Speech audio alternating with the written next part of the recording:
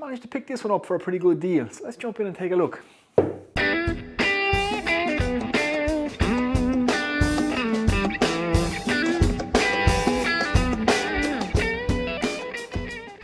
What's happening, guys? Welcome back to the Whiskey Shed. My name is John McGrath and we're in my shed / workshop tasting whiskey, and I'm sharing that journey with you guys. So today we have a bottle of Roe&Co Premium Blended Irish Whiskey. This is by Diageo, so it's Diageo's first foray back into the world of Irish whiskey since they sold the Bushmills distillery. So before we jump in and nose and taste this, let me give you a few stories and a little bit of history about Roe&Co, where they got the name and where it's made and all that good stuff. Okay, so some stories and some history about Roe&Co whiskey. So like I said, this is produced by Diageo. It's Diageo's first Irish whiskey since they sold the Bushmills distillery. Now, the name Roe&Co, where does it come from? Well, as whiskey drinkers and as whiskey producers in the world, anybody involved in the whiskey industry loves to have their whiskey date back to antiquity. The older the story for the bottle of whiskey, the better. And I'm a sucker for a good story as well and a bit of history. And everybody wants to tie their whiskey to ancient times. Everybody would love to say that it was drunk by Noah himself on the ark, if you could get back that far. But Roe&Co comes from the name George Roe&Co. So it's in honour of the name George Roe&Co. George Roe&Co were the biggest producers of whiskey in Ireland in the 19th century. So they were producing about 2 million gallons of whiskey a year. Biggest producer of whiskey in the world. You had Jameson, Powers, George Roe&Co and Dublin whiskey distillers all in the same area. Now, it was started off by Peter Roe, 1757, he bought a small distillery in Thomas Street. He made a success of that. Another member of the Roe family, by the name of Richard Roe, built a second distillery in Dublin. And George Roe&Co, or George Roe, he inherited both distilleries, amalgamated them together. He had one big business there. And like I said, when he grew it to its height, it was producing 2 million gallons of whiskey a year. George Roe&Co whiskey was world famous. You can see, I'll roll in some pictures of bottles and of the distillery and stuff, the old pictures, and you can see an old article from the British Medical Journal saying that it was a health product. Now, you couldn't advertise whiskey today as a healthy product, but back then you absolutely could, and you can see mention of the whiskey there. Now, so you could just imagine around Bow Street and Thomas Street, and this was right next door to the Guinness Brewery. So you had George Roe&Co, you had John Jameson, and you had John Powers and Dublin whiskey distillers. They were the biggest producers of whiskey in the world, all of them. I don't think anybody came close. These guys were doing 2 million gallons a year. Jameson was doing like 1 million gallons a year, all in the same area. Their site was 17 acres big. I think Powers had something similar, so did Jameson. And then you had the brewery there, the Guinness Brewery, which was absolutely massive as well, the James's Gate Brewery, along with Dublin whiskey distillers. So the whole centre of Dublin was whiskey production. It was absolutely massive operation. I would love to have seen it or get an idea of what it was like back in the 19th century. It must have been some operation. There was thousands of people applied in the whiskey industry. And that's why they called it Roe&Co whiskey. That's what it goes back to. It's just to give the bottle a bit of provenance, I suppose. Now, like I say, it's made by Diageo. Diageo own Guinness. So on the Guinness James's Gate site, there's an old building there that was the power station for the Guinness Brewery.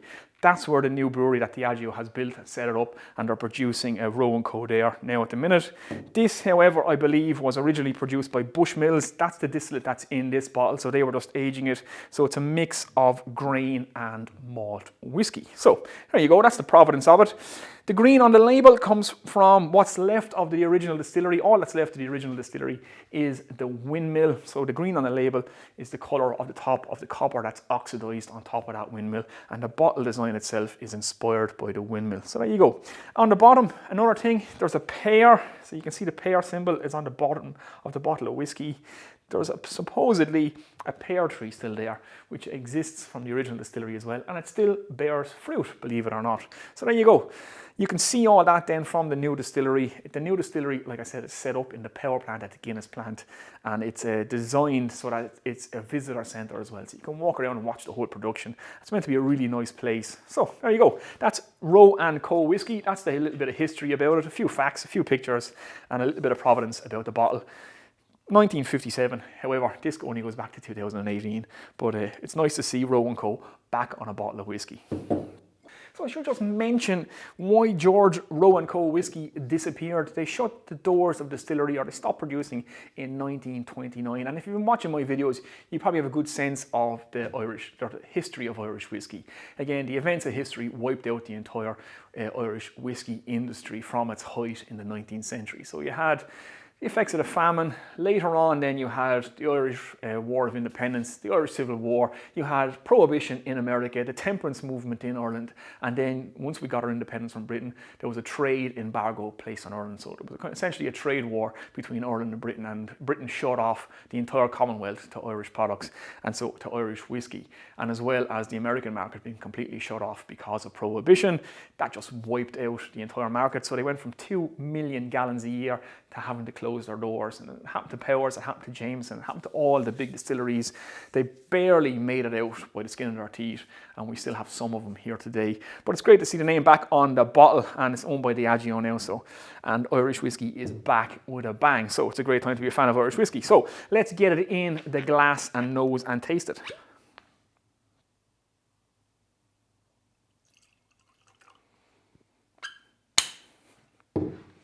Okay, so let's nose and taste this whiskey. Now I should just say I bought this for 25 euros. It normally retails at 40 euros a bottle. So I saw it for 25 euros in a local supermarket. I said, why not take a chance on it at that price? Now it is a premium blended Irish whiskey. That's how they advertise it. So it's a mix of grain and malt whiskey. It's bottled at 45% ABV, and it's non-chill filtered, which is always good to see. So I believe they're not actually bottling their own whiskey yet. So this is, I believe, from Bushmills is where they're sourcing all their whiskey. It says around Ireland they're getting a mix of single malts and grain whiskey, but I think it's coming from Bushmills as far as I know. So on the nose. Now it's very light on the nose. It's not a particularly strong nose. You get a hint of it's a young, you get sort of some young grain in this whiskey. I'd imagine it's a non-age statement, so you get that kind of young, new makey kind of grain whiskey smell. You pick up some vanilla and some honey, and I believe some pear. Now the pear could be in my head from the fact that there's a pear on the bottle and that it's associated with pear, so I could just be putting that in myself, but it kind of has that appley pear, you know, to it. Again, it has a strong, or not a strong smell, but a hint of vanilla there. Now it's completely aged in first fill bourbon casks. So you would expect to get some maybe toffees and vanilla in there. And there's definitely that kind of sweet vanilla kind of vibe going on. It's not an offensive nose. It's not a very strong nose. There's a slight peppery note there too, which you kind of get from young grain whiskey. It actually reminds me a little bit of Powers. I have some Powers here. I'll break out now in a second and we'll compare the two, but yeah, so vanilla, a little bit of pepper, a little bit of new kind of grain, and a bit of maybe pears and some toffee possibly is what I'm getting on this.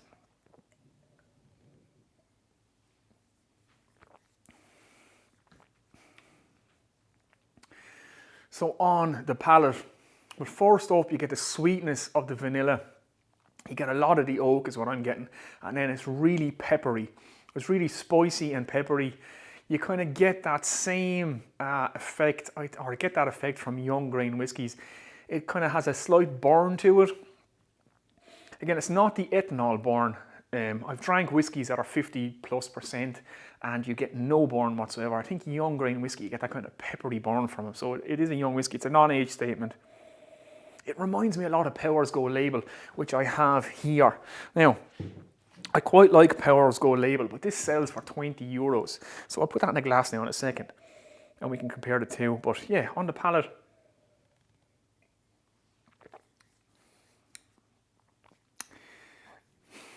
yeah, it's kind of oaky, it's peppery, a little hint of vanilla, a touch of toffee.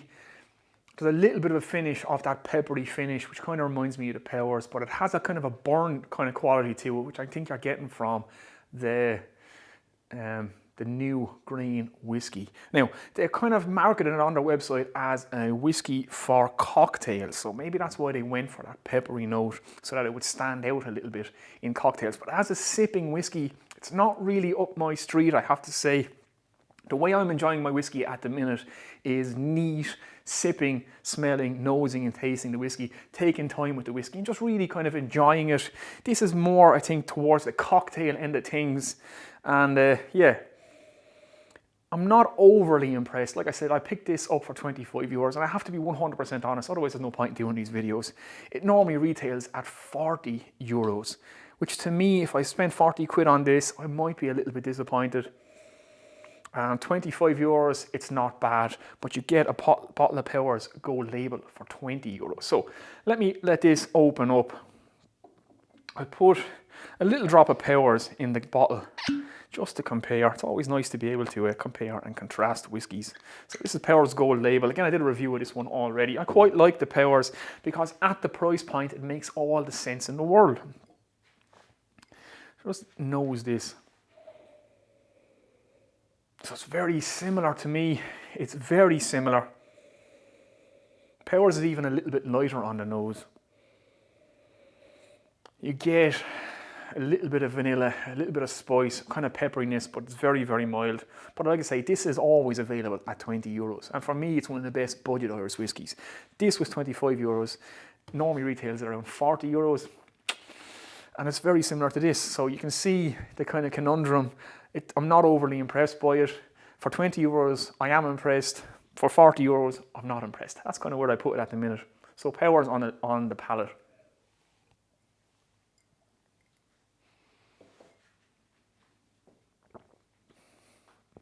See, to me, the Powers has a little bit more character. It has a lot of oakiness. It has a lot of pepperiness. But the pepperiness is the character to the Powers. It kind of transforms from a sweetness to a pepperiness and then lingers. It has some staying power and some finish. And that is really nice in cocktails as well. But it's 20 euros. It's very similar to this, but this is 40 euros. So that is what it is. I'll let it open up for about 10 minutes now and we'll get back and we'll taste it and see if anything changes. Okay, so I've let it sit in the glass for about 10 minutes, like I always like to do, because some whiskies do really change once you leave them sit and let them open up, and we'll give it every opportunity to impress. So, now the nose has slightly changed, so there you go. I'm getting a little bit more toffee from it now. So it's kind of a peppery toffee, so it kind of has a peppery sweetness to it. So, what were those sweets? Those, oh God, what were they called? Those roundy kind of hard-boiled sweets that had a pepperiness to them. That's kind of what I'm getting there now. There's a sweet peppery note to it. A little bit of honey, a little bit of vanilla maybe. So it's opened up a little bit. Again, very mild, very light. So let's see on the palate to see what's happening.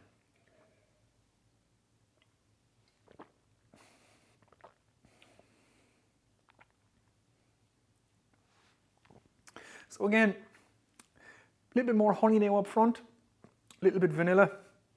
It's kind of has a little bit of a transformation from the sweetness to the pepperiness now. Then the pepperiness is not burning as strong. Now, that's all because I'm after having a few drops and I'm after getting used to it. But yeah, very similar to Powers Gold Label. Like, it's not a bad whiskey, don't get me wrong. If you like a bit of heat to your whiskey, a bit of pepper to your whiskey, and if you like whiskeys for cocktails, then by all means. But my biggest gripe that I have is that I picked it up for 25 euros. It's not bad for 25 euros, but at 40 euros that it normally retails at, Powers Gold Label all day for 20 euros. It just makes sense. So yeah, it's, you know, have to be honest, I wouldn't pay 40 euros for it. So again, finish it off on the palate.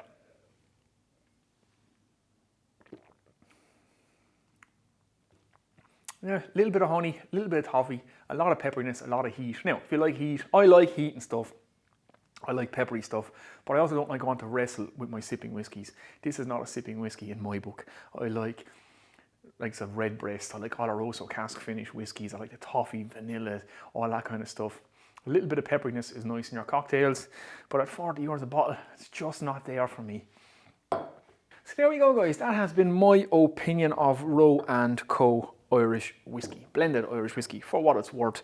And yeah, so how to sum it up? Do I recommend it? Well, for 25 euros, sure. Yeah, it's not bad for 25 euros. For 40 euros, no.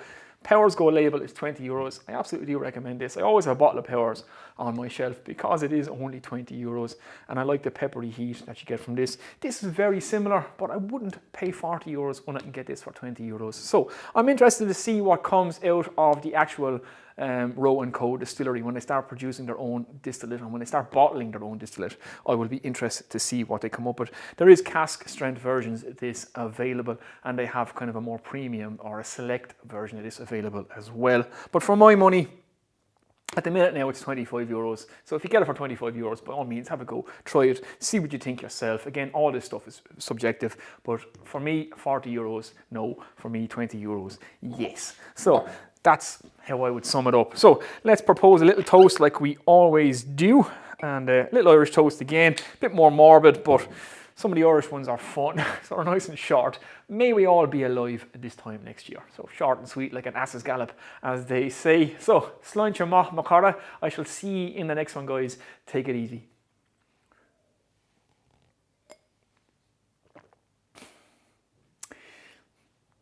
Yeah, it's pretty much like Powers Gold label, but it's 40 euros.